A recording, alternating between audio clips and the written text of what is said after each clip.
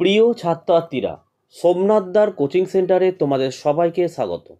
আজকের ভিডিওতে থাকছে একাদশ শ্রেণী 2025 সেকেন্ড সেমিস্টার রাষ্ট্রবিজ্ঞান। এটা নমুনা প্রশ্নপত্র, পূর্ণমান 40, সময় হচ্ছে 2 ঘন্টা।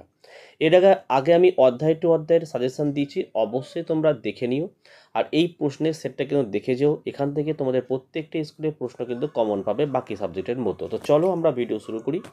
তো দেখো, প্রথমে তোমাদের 2 নম্বরে 5টি প্রশ্ন দেবে, 10 নম্বর থাকবে। দেখে নাও এইভাবে প্রশ্নগুলো আসে বিভাগ কয়ে, যে ন্যায় সম্পর্কে ইমানুয়েল কান্টের বক্তব্য কী, এবং অতবার প্রশ্ন দেখো স্বাধীনতার দুটি রক্ষা কবচের নাম লেখো। 2 দেখো জাতি ও রাষ্ট্রের মধ্যে দুটি পার্থক্য লেখো, অথবা দিয়ে থাকবে জাতির আত্মনিয়ন্ত্রণের অধিকার বলতে কী বোঝো। 3 দেখো কর্তৃত্ববাদের দুটি বৈশিষ্ট্য উল্লেখ করো, অথবা প্রশ্ন দেখো প্রত্যক্ষ গণতন্ত্রের বিলুপ্তির দুটি কারণ লেখো। 4 মৌলিক অধিকারগুলি স্থিতিশীল কিন্তু নির্দেশমূলক নীতিসমূহ গতিশীল কেন। 5 নির্বাচন কমিশনের দুটি সীমাবদ্ধতা উল্লেখ করো। বিভাগ ক্ষয়ে চলে আসো। ক্ষয়ে দেখো 4 নম্বরের 3টি প্রশ্ন লিখতে হবে, 3 4 12। ঠিক আছে।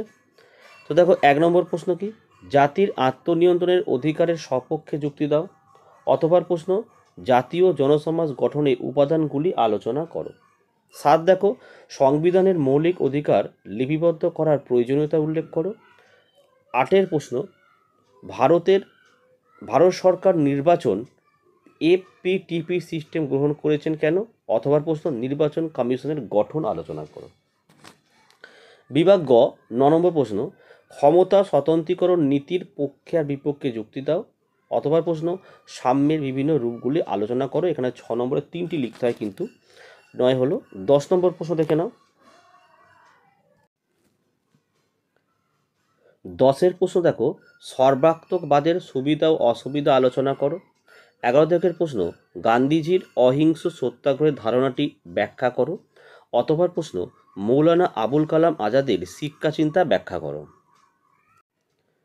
তো এই ছিল তোমাদের প্রশ্নপত্র।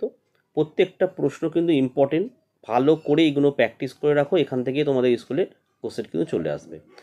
ভিডিও ভালো লাগলে একটি লাইক করো, এবং চ্যানেলে নতুন হলে চ্যানেলটিকে সাবস্ক্রাইব করো। পাশে থাকা বেল আইকন প্রেস করে অল নোটিফিকেশনটাকে অন করো, যাতে আমি যখনই কোনো ভিডিও আপলোড করব সবার প্রথম যেন তোমাদের কাছে পৌঁছে যায়। তো আজকের ভিডিও আমি এখানে শেষ করলাম। তোমরা প্রত্যেকে ভালো থেকো এবং সুস্থ থেকো।